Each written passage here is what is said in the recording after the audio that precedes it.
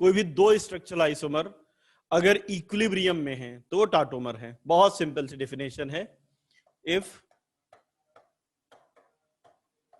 Structural isomers are present in dynamic equilibrium,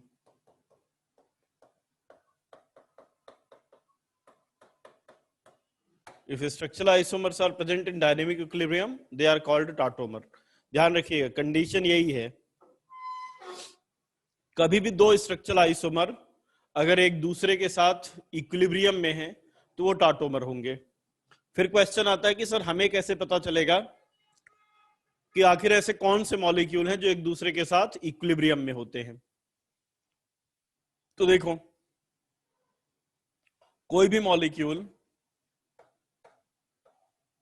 अगर ऐसा है जिसमें एक्स वाई जेड 3 एटम है और अगर जेड की इलेक्ट्रोनेगेटिविटी वाई से ज्यादा है, कोई भी 3 एटम है एक्स वाई जेड, जेड की इलेक्ट्रोनेगेटिविटी वाई से ज्यादा है और ये जो एक्स है ये sp3 हाइब्रिडाइज्ड है, तो ऐसा कोई भी मॉलिक्यूल होगा वो टाटोमेरिज्म शो करेगा। क्या होता है टाटोमेरिज्म में?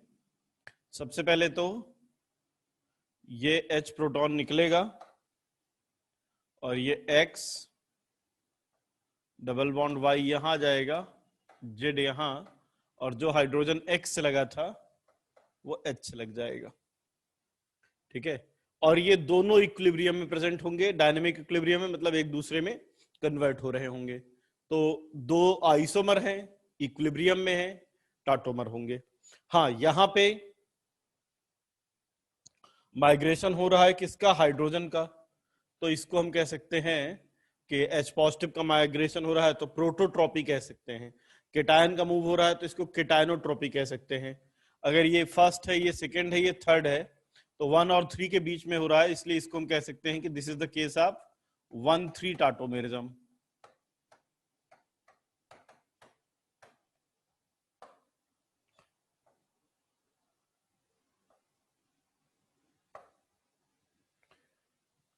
अब कोई भी मॉलिक्यूल अगर इस कंडीशन को फॉलो करेगा तो मॉलिक्यूल में टाटोमेरिज्म होगा। ठीक है, जैसे एक एग्जांपल लेते हैं अब कि ऐसे कौन से मॉलिक्यूल हैं जो इस कंडीशन को फॉलो करते हैं, जैसे CH2H CH double bond O। अब यहां पे देखिए, ये ऑक्सीजन है, ये कार्बन है, Z ये Y, Z more electronegative than Y, ये X sp3 हाइब्रिडाइज्ड है और ये sp3 हाइब्रिडाइज्ड कार्बन से लगा हुआ हाइड्रोजन। तो यहाँ पे टाटोमेरिज्म हो सकता है। कैसे होगा टाटोमेरिज्म?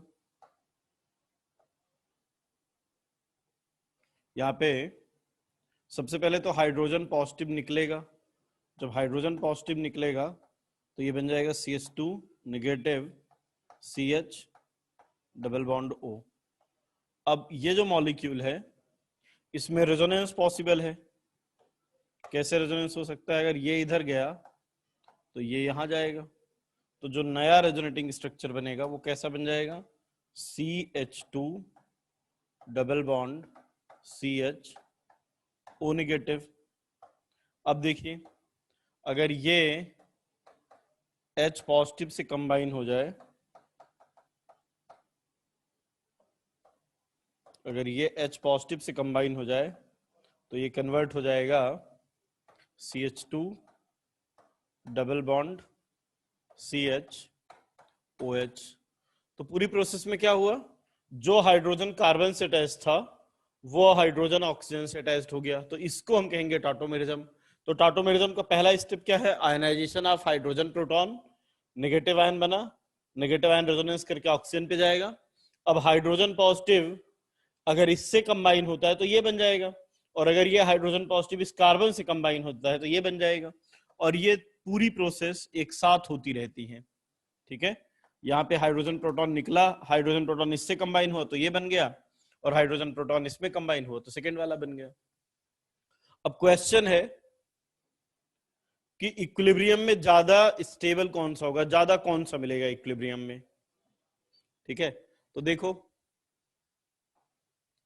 ये वाला देखिए, अगर हम इसको हम कीटो फॉर्म कह सकते हैं, ये एल्डिहाइड फॉर्म, ये इनॉल फॉर्म। यहां पे कार्बन डबल बॉन्ड ऑक्सीजन बन रहा है, यहां पे कार्बन डबल बॉन्ड कार्बन बन रहा है।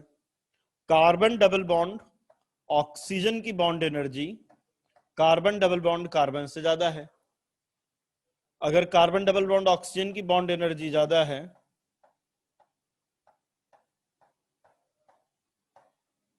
तो कहीं पर भी वो मॉलिक्यूल ज्यादा मिलता है जिस मॉलिक्यूल के बनने में ज्यादा एनर्जी रिलीज हो। क्योंकि यहाँ पे बाकी सब कुछ सेम है, यहाँ पे कार्बन ऑक्सीजन बॉन्ड बन रहा है जिसके बनने से कार्बन कार्बन बॉन्ड के कंपैरिजन में ज्यादा एनर्जी रिलीज होती है। तो अगर ये मॉलिक्यूल से ज्यादा एनर्जी रिलीज हो रही है मतलब ये ज्यादा स्टेबल है। कोई भी मॉलिक्यूल जितनी ज्यादा एनर्जी रिलीज कर देगा उतना स्टेबल है। तो अब यहाँ पे अगर ये ज्यादा स्टेबल है तो इक्विलिब्रियम हमेशा उस डायरेक्शन में शिफ्टेड होता है, इक्विलिब्रियम हमेशा उस डायरेक्शन में शिफ्टेड होता है जिस डायरेक्शन में जाने पर मोर स्टेबल मॉलिक्यूल बने। तो इसलिए हम इक्विलिब्रियम बना रहे हैं और equilibrium shifted in left direction, क्योंकि जो ये फॉर्म है एल्डिहाइड या कीटो फॉर्म है वो इस इनॉल फॉर्म से ज्यादा स्टेबल है। फर्स्ट कीटो इनॉल टॉटोमेरिज्म, जैसे जब भी एल्डिहाइड और कीटोन होंगे, ठीक है, जैसे CH3 C double bond O CH3, ये है कीटोन। अब यहाँ पे ये हो गया Z, ये हो गया Y और ये हो गया X। अब ध्यान से देखिए जरा, ये वाला जो कार्बन है ये है sp2 कार्बन और ये sp2 से लगा हुआ sp3 कार्बन। तो sp2 से लगा हुआ sp3 कार्बन जो है ये कहलाता है अल्फा कार्बन और अल्फा कार्बन से लगे हुए हाइड्रोजन अल्फा हाइड्रोजन। और अगर किसी मॉलिक्यूल में अल्फा हाइड्रोजन है तो वहां पर टाटोमेरिज्म की पॉसिबिलिटी है। कैसे होगा टाटोमेरिज्म? इसका जो हाइड्रोजन था वो चला जाएगा यहाँ पे, ये जो हाइड्रोजन है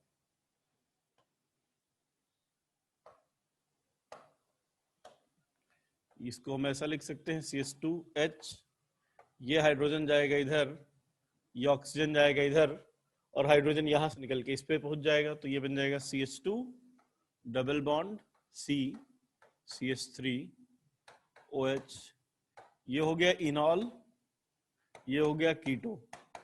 अभी हमने देखा कि नॉर्मली कीटो फॉर्म ज्यादा स्टेबल होता है इनॉल फॉर्म से, तो इक्विलिब्रियम शिफ्टेड होगा लेफ्ट डायरेक्शन में इस तरह से। आ रही बात समझ में? क्लियर है? चलिए और एग्जांपल देखते हैं कीटो इनॉल और कहां कहां पे टाटोमेरिज्म हो सकता है। जैसे CH2H N double bond O। अब ये कंपाउंड है नाइट्रोसो, नाइट्रोसो। अब यहाँ पे देखिए ये Z, ये Y, ये X, ZYX ये ज्यादा इलेक्ट्रोनेगेटिव, तो यहाँ पर भी टाटोमेरिज्म होगी। कैसे? वैसे ही सेम कि ये इधर जाएगा, ये इधर जाएगा और हाइड्रोजन यहाँ पे जाके जुड़ जाएगा। तो ये बन जाएगा CH2 डबल बॉन्ड N और OH, ये है नाइट्रोसो और ये है ऑक्सीन। तो इस टाइप की टाटोमेरिज्म को हम कहते हैं nitroso oxygen tautomerism, nitroso oxygen tautomerism. और देख लीजिए CH2 CH double bond NH, ये कंपाउंड है इमाइन। पहले भी हमने देखा था कि डबल बॉन्ड NH को इमाइन कहते हैं। अब यहाँ पे कैसे? अगर ये इलेक्ट्रॉन इधर जाएगा, ये इधर जाएगा और हाइड्रोजन यहाँ से निकल के इसके पास पहुंच जाएगा, तो जो नया रेजोनेटिंग स्ट्रक्चर बनेगा कैसा बनेगा? ये इस तरह से CH2 डबल बॉन्ड CH और NH से बन गया NH2। ये है इमाइन और इसमें ईन है और अमीन है, तो इसका नाम हो जाएगा enamine. Imine enamine tautomerism, imine enamine tautomerism. Note कर लीजिए इसको, फिर और एग्जांपल लेते हैं। तो देखो पहले कीटो इनॉल, पहला वाला क्या हो गया? कीटो इनॉल। दूसरा वाला क्या हो गया? दूसरा हो गया नाइट्रोसो, नाइट्रोसो ऑक्सीम टाटोमेरिज्म। तीसरा कौन सा हो गया, इमाइन इनामीन टाटोमेरिज्म। मीथेन है ना, यहां पे भी टाटोमेरिज्म होगी, ये इधर जाएगा, ये इधर जाएगा, ये बन जाएगा CH2 double bond N coordinate bond O OH। ये कहलाता है नाइट्रो फॉर्म और ये कहलाता है AC फॉर्म।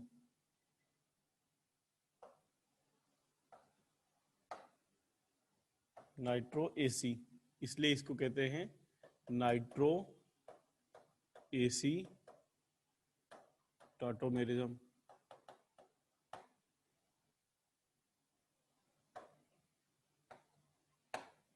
और देखिए CH2H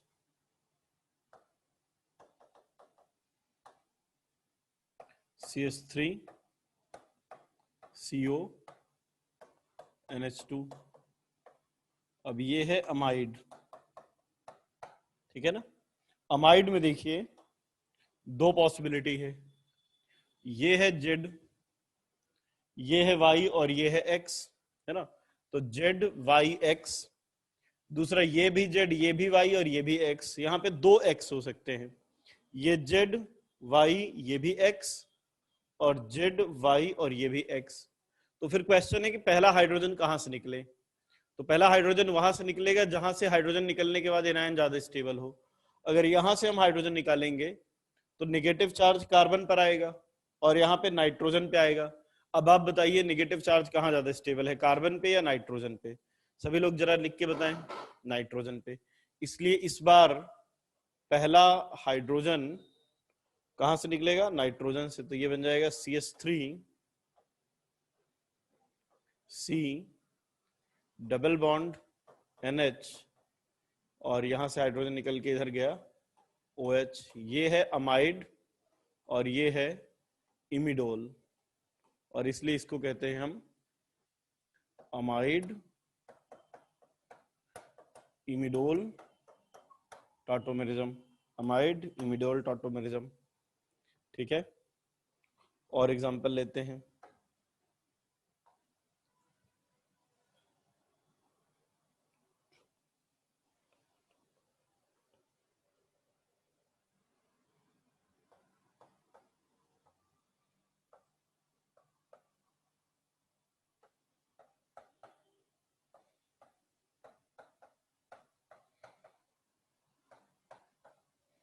अब देखिए यहां पे प्रॉब्लम ये है कि ये Z है, ये Y है, बीच में कॉन्जुगेशन आ गया, फिर ये X और ये जो है X sp3 हाइब्रिडाइज से लगा हुआ हाइड्रोजन। तो अब क्वेश्चन है कि यहां टाटोमेरिज्म होगी या नहीं। तो देखिए यहां पे भी टाटोमेरिज्म पॉसिबल है अगर Y और Z से X डायरेक्ट ना जुड़ के थ्रू कॉन्जुगेशन जुड़ा हो, तब भी टाटोमेरिज्म पॉसिबल है, ठीक है। तो यहाँ पे क्या है, डायरेक्टली तो इस Y और Z से X नहीं जुड़ा। जैसे हमने क्या कहा था कंडीशन, अगर आपको याद हो तो Y double bond Z and this X sp3 hybridized और हाइड्रोजन, ठीक है ना। अब कहीं पर अगर ऐसा हो कि ये X और H जो है वो डायरेक्ट ना जुड़ा हो और ये कॉन्जुगेशन के थ्रू जुड़ा हो, कैसे कि बीच में ये कार्बन डबल बॉन्ड कार्बन और फिर X जुड़ा हो, तो अभी भी ये sp3 कार्बन होगा, अभी भी ये अल्फा कार्बन है, ये भी अल्फा हाइड्रोजन की तरह काउंट होंगे, तो भी टाटोमेरिज्म पॉसिबल है, ठीक है। ध्यान सुनिएगा, अभी भी टाटोमेरिज्म पॉसिबल है। और अगर अब टाटोमेरिज्म पॉसिबल है तो इस टाइप की जो टाटोमेरिज्म हो गई उसका नाम हो जाएगा, जहां पे 1 2 3 4 5, ये IUPAC अकॉर्डिंग नंबरिंग नहीं है, ये तो हमने 1 एटम और 5 एटम के बीच में माइग्रेशन हो रहा है, इसलिए अब हम इसको कह सकते हैं कि ये 1-5 टाटोमेरिज्म है। 1-5 टाटोमेरिज्म। अभी जितने भी एग्जांपल हमने लिए थे,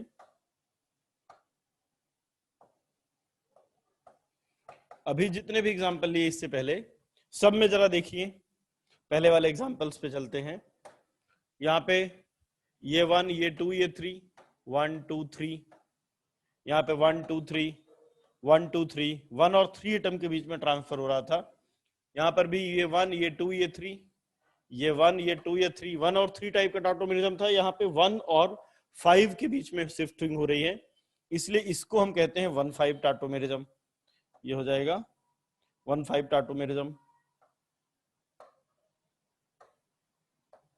अब यहां पे देखिए कैसे होगा, टाटोमेरिज्म होगी कैसे। ये इधर गया तो ये इधर जाएगा और ये इधर जाएगा, और जब इस पर ऑक्सीजन पे आएगा नेगेटिव चार्ज तो हाइड्रोजन आके यहाँ कंबाइन हो जाएगा। तो जो अगला रेजोनेटिंग स्ट्रक्चर बनेगा, अगला जो टाटोमेरिक स्ट्रक्चर बनेगा वो कैसा बनेगा, देखिए यहाँ पे CH2 double bond CH, CH2 double bond CH, ये वाला CH, फिर यहाँ पे आ गया डबल बॉन्ड CH, O पे नेगेटिव आया था और इसी पर आके हाइड्रोजन जुड़ गया इस टाइप से। तो ये जो टाटोमेरिज्म है इसको हम कहेंगे 1-5 टाटोमेरिज्म। 1-3 भी पॉसिबल है, 1-5 भी पॉसिबल है। अगर बीच में ऐसे 2 डबल बॉन्ड होते तो 1-7 भी हो सकता था, 1-9 भी हो सकता था, 1N, कहीं पर भी अगर कॉन्जुगेशन मिलता जाएगा तो टाटोमेरिज्म पॉसिबल है। बताओ इस मॉलिक्यूल में टाटोमेरिज्म है या नहीं। तो देखो ये हो गया Z, ये हो गया Y, और ये हो गया X, और इसके पास है हाइड्रोजन। तो यहां पर टाटोमेरिज्म है या नहीं, बताइए जरा एक बार सभी लोग, बताइए टाटोमेरिज्म है या नहीं है। और अगर है टाटोमेरिज्म तो अगला स्ट्रक्चर कैसा बनेगा, ये इधर जाएगा और ये इधर, तो जो नया स्ट्रक्चर बना वो कुछ ऐसा होगा, ये ऐसा, ये ऐसा और ये ऐसा। अब ये वाला है dianion, dianion है ना, डाई इन ओन, क्योंकि ई और ओ एक साथ आ रहे हैं इसलिए ये हटा सकते हैं, डाइनोन। और ये है फिनॉल, तो इसको हम कहते हैं डाइइनोन फिनॉल टाटोमेरिज्म। अब देखिए अभी तक हमने जितने भी केस देखे थे उनमें सब में इक्विलिब्रियम लेफ्ट हैंड डायरेक्शन में शिफ्ट होता था। ये पहला केस है जहां पे इक्विलिब्रियम राइट में शिफ्टेड है, ये यहाँ पहला केस है जहां पे इक्विलिब्रियम राइट में शिफ्टेड है। और उसका रीजन ये है कि ये जो है ये एरोमेटिक है, हाईली स्टेबल होगा, और एरोमेटिक के हाईली स्टेबल होने के कारण, जबकि ये एरोमेटिक नहीं था, तो जो स्टेबल होता है ज्यादा वो बनता है, इसलिए यहाँ पे फिनॉल ज्यादा इक्विलिब्रियम में ज्यादा अमाउंट में रहेगा।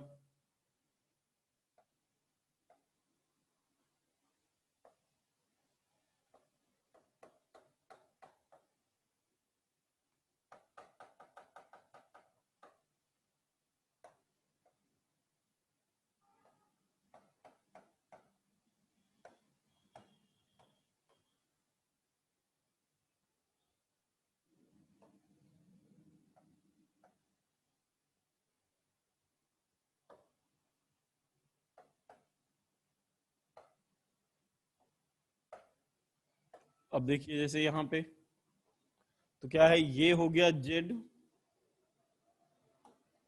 ये जेड, ये वाई, बीच में आ गया कॉन्जुगेशन, और ये एक्स, और एक्स से जुड़ा हुआ हाइड्रोजन।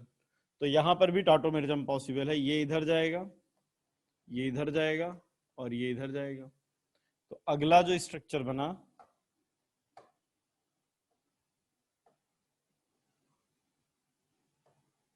इसका टाटोमर कैसा हो जाएगा, N, यहाँ पे डबल बॉन्ड, यहाँ पे डबल बॉन्ड, और ये OH। ये मॉलिक्यूल है पिरिडोन। अगर यहाँ पे C डबल बॉन्ड नहीं होता तो पिरिडोन होता, पिरिडीन, तो ये हो गया पिरिडोन। और ये वाला जो मॉलिक्यूल है ये है hydroxy pyridine, पिरिडोन hydroxy pyridine tautomerism. और देख लीजिए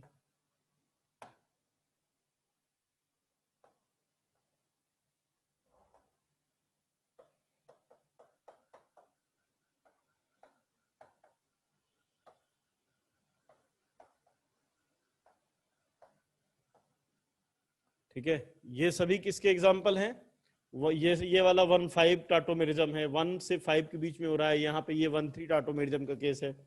यहां पे देखिए ये 1 2 3 4 5 6 7, so this is case of 1 7 tautomerism. क्या होगा यहाँ पे, ये वाला इधर जाएगा, ये वाला इधर जाएगा, ये इधर जाएगा और ये इधर जाएगा। तो अगला जो टाटोमेरिक स्ट्रक्चर बनेगा वो कैसा बनेगा,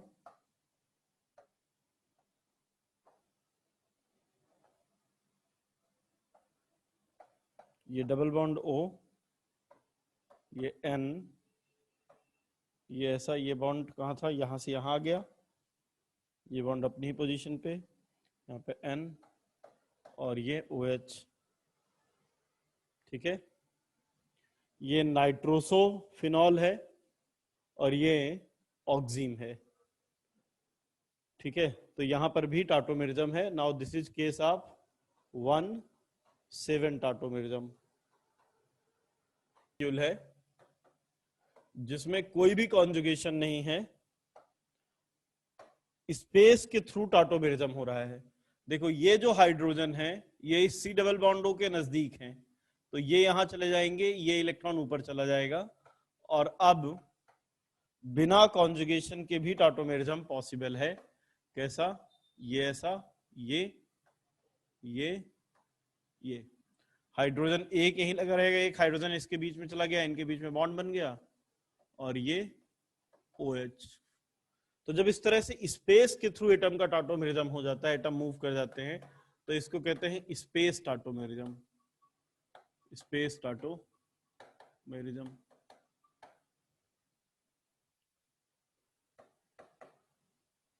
कुछ ऐसे मॉलिक्यूल हैं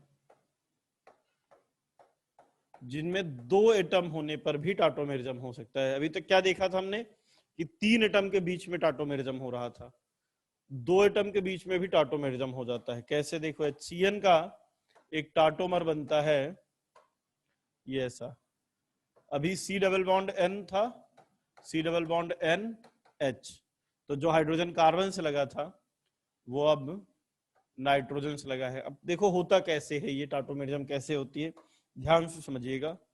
HCN है, एसिड है, एसिड है तो डिसोसिएट होगा, डिसोसिएट होगा तो क्या बनेगा, H पॉजिटिव बनेगा, C triple bond N, carbon पर आ गया निगेटिव। नाइट्रोजन पर आपको पता ही है एक लोन पेयर होता है। अब अगर ये H पॉजिटिव कार्बन से कंबाइन हो जाए, अगर ये H पॉजिटिव कार्बन से कंबाइन हो जाए तो CN बन जाएगा। और एक पॉसिबिलिटी है ना कि ये H पॉजिटिव कार्बन की जगह नाइट्रोजन से कंबाइन हो जाए, और अगर नाइट्रोजन से कंबाइन होगा तो ये बन जाएगा C पे निगेटिव, नाइट्रोजन पे पॉजिटिव, और ये H ऐसा। और ये दोनों मॉलिक्यूल तो आइडेंटिकल ही हैं। कैसे ये दोनों मॉलिक्यूल आइडेंटिकल हैं,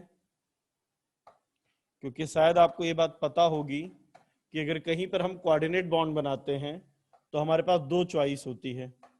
हम कोऑर्डिनेट बॉन्ड को ऐसा बना सकते हैं, या फिर कोऑर्डिनेट बॉन्ड को कैसे बना सकते हैं, इस तरह से कि कार्बन डबल बॉन्ड नाइट्रोजन, चाहे तो आप ये वाला बना दीजिए कोऑर्डिनेट बॉन्ड, या फिर इसकी जगह आप क्या करते हैं कि बॉन्ड बना के एक पे पॉजिटिव और एक पे नेगेटिव बना देते हैं, तो ये दोनों तो सेम ही हुए ना। ठीक है, तो चाहे ऐसा बनाएं या ऐसा बना दें, एक ही बात है, ये इस तरह से। ठीक है, ये दोनों आइडेंटिकल। तो हाइड्रोजन से भी कंबाइन, हाइड्रोजन कार्बन से भी कंबाइंड हो सकता है, नाइट्रोजन से भी। 1 और 2 एटम के बीच में शिफ्टिंग हो रही है, इसलिए इसको कहते हैं 1 2 टाटोमेरिज्म, 1 2 टाटोमेरिज्म। चलिए, ये कुछ मॉलिक्यूल है, बहुत देर से लोग परेशान हो रहे हैं सर क्वेश्चन कैसे पूछा जाएगा। ये लो, ये क्वेश्चन पूछा जाएगा कि किसमें टाटोमेरिज्म है किसमें नहीं है। चलो पहचानो, बताते जाओ। फर्स्ट में टाटोमेरिज्म है या नहीं, फर्स्ट में है या नहीं टाटोमेरिज्म है। अच्छा ठीक है, चलो टाटोमेरिज्म है, बताओ कितने अल्फा हाइड्रोजन है फर्स्ट में, टाटोमेरिज्म है बताओ कितने अल्फा हाइड्रोजन है, 3। चलिए, तो टाटोमेरिज्म है यहाँ पे 3 अल्फा हाइड्रोजन है। सेकेंड में टाटोमेरिज्म है। अच्छा, कितने अल्फा हाइड्रोजन है लिखते चलो। 6, बिल्कुल सही है। टाटोमेरिज्म है, 6 अल्फा हाइड्रोजन है। थर्ड में टाटोमेरिज्म है या नहीं? यस और नो? नो है तो एन लिख लो, यस है तो वाई लिख लो। नहीं, इस बार अब ये sp2 कार्बन है, इससे लगा हुआ ये भी sp2 है, इधर है ही नहीं, तो इसमें अल्फा हाइड्रोजन 0 है। अल्फा हाइड्रोजन नहीं है तो टाटोमेरिज्म भी नहीं होगी। यहां पर भी अल्फा हाइड्रोजन 0, यहां भी टाटोमेरिज्म नहीं होगी। यहाँ पे इस साइड में तो है नहीं है हाइड्रोजन, लेकिन इधर 3 अल्फा हाइड्रोजन है, तो 3 अल्फा हाइड्रोजन है, टाटोमेरिज्म होगी। ठीक है, यहाँ पे देखिए इधर है 2 और इधर है 2, तो 4 अल्फा हाइड्रोजन, टाटोमेरिज्म होगा। यहाँ पे 2 यहाँ पे हैं और 2 यहाँ पे हैं, तो 1,3 वाली भी पॉसिबल है और 1,5 वाली भी। टोटल 4 अल्फा हाइड्रोजन है और इसमें टाटोमेरिज्म यहां पर होगी, यहां पर भी होगी।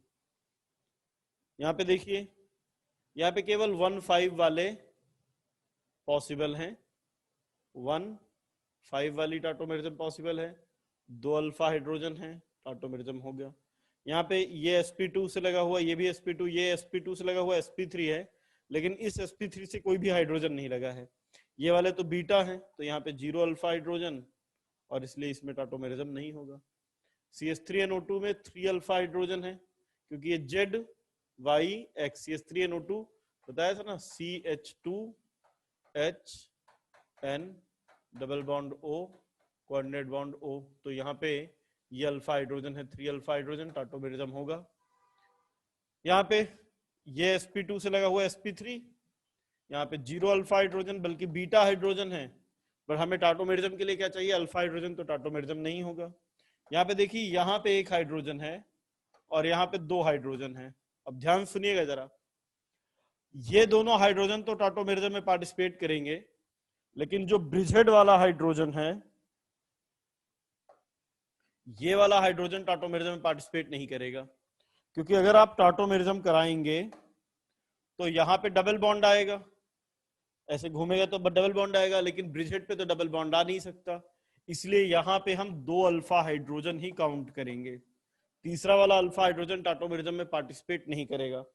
यहाँ पे 1 अल्फा हाइड्रोजन तो है, बट ये अल्फा हाइड्रोजन टाटोमेरिज्म में पार्टिसिपेट नहीं करेगा। ध्यान रखिएगा, ब्रिजहेड का जो हाइड्रोजन है वो टाटोमेरिज्म में पार्टिसिपेट नहीं करता, क्योंकि अगर आपने ब्रिजहेड के हाइड्रोजन को टाटोमेरिज्म में पार्टिसिपेट करा दिया तो यहाँ पे डबल बॉन्ड आ जाएगा और यहाँ पे डबल बॉन्ड एग्जिस्ट नहीं करता, इसलिए इस मॉलिक्यूल में टाटोमेरिज्म नहीं है। नेक्स्ट है स्टेबिलिटी ऑफ इनॉल फॉर्म। देखिए, नॉर्मली कीटो फॉर्म ज्यादा स्टेबल होता है, मोस्ट ऑफ द मॉलिक्यूल के कीटो फॉर्म ज्यादा स्टेबल है, बट कुछ ऐसे केस हैं जब इनॉल फॉर्म ज्यादा स्टेबल हो जाता है। कब? अगर इनॉल फॉर्म में एरोमेटिसिटी आ रही है तो इनॉल फॉर्म ज्यादा स्टेबल आएगा। ठीक है, अगर इनॉल फॉर्म में रेजोनेंस है तो इनॉल फॉर्म ज्यादा स्टेबल होगा। अगर इनॉल फॉर्म में हाइड्रोजन बॉन्ड बनता है तो इनॉल फॉर्म ज्यादा स्टेबल होगा। ठीक है ना, अगर कोई भी, क्या 7th वाले में 4 कहां से हैं? ये 2 1,3 वाले और 2 1,5 वाले, 1,3 वाले भी हैं 1,5 वाले भी हैं, तो 4 अल्फा हाइड्रोजन हो गए। अगर इनमें से कोई भी कंडीशन लगती है, ठीक है, या हम ऐसा कहें कि जहां पे एनायन स्टेबल होगा, अगर stability of conjugate, stability of base बढ़ेगा तो भी इनॉल कंटेंट बढ़ेगा। जैसे एक एग्जांपल लेते हैं,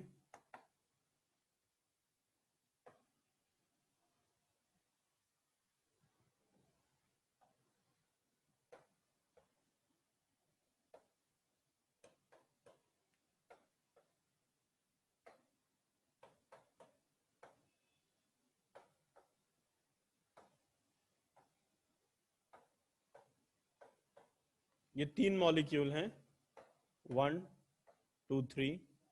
इनमें सबसे ज्यादा इनॉल किसका स्टेबल है, ठीक है ना। तो देखिए इसका जो इनॉल बनेगा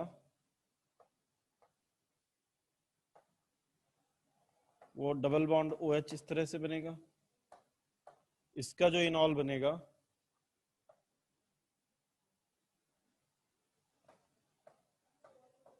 वो ऐसा बनेगा, और इसका जो इनॉल बनेगा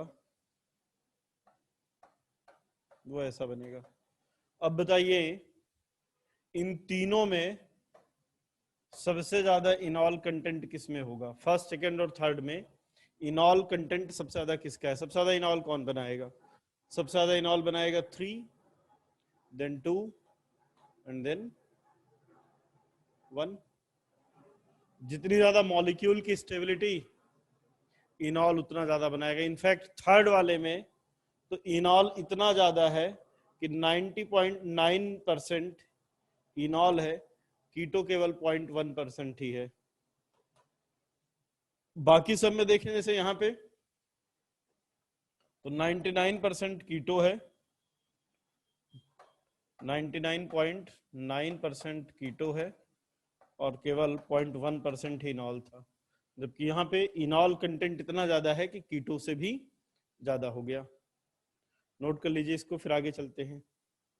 लिख लिया क्या सबने, आगे चलूं नेक्स्ट स्लाइड, नोट कर लिया।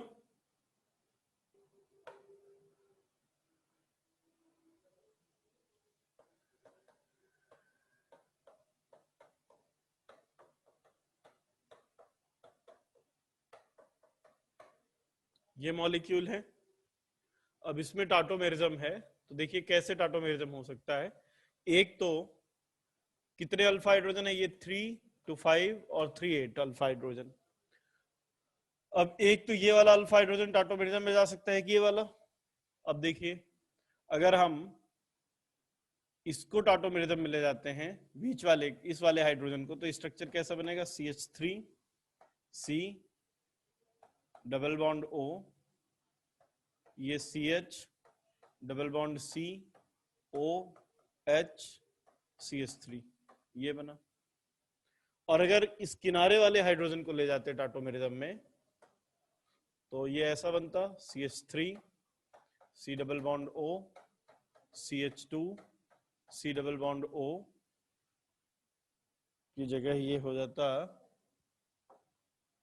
C double double bond CH2 और OH।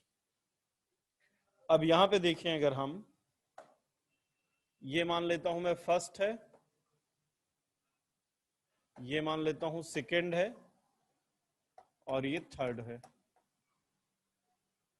तो इनॉल ये भी है, इनॉल ये भी है, लेकिन यहां पर इनॉल में कम रेजोनेंस है, जबकि यहां पर जो इनॉल बना है उसमें ज्यादा रेजोनेंस है। ये इधर जाएगा, ये इधर जाएगा, और ये इधर जाएगा।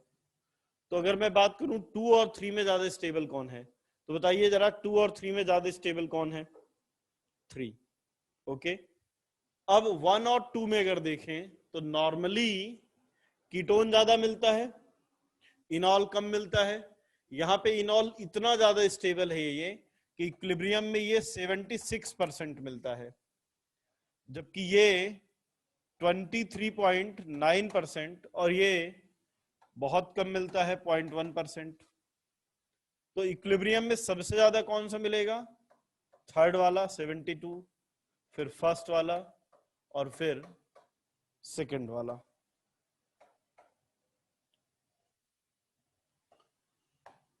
एक और एग्जांपल है ऐसा ही, जैसे CH3 C double bond O।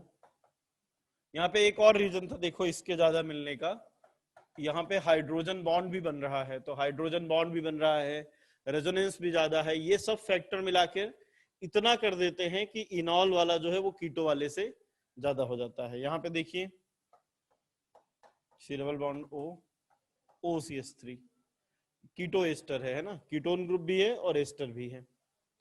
अब अगर यहाँ पे देखें टॉटोमेरिज्म कराएं तो दो पॉसिबिलिटी है, ये किनारे वाला और बीच वाला। अगर बीच वाला हाइड्रोजन जाता है तो ये CH3 C OH, ये double bond CH C double bond O O C2H5। और अगर किनारे वाला जाता है तो ये CH2 double bond C OH CH2 C double bond O OCH3। तो यहां पे ये दो इनॉल हैं और एक कीटो है, लेकिन यहां पर इनॉल कम रेजोनेंस में है। यहां पे ये इनॉल कम रेजोनेंस में है।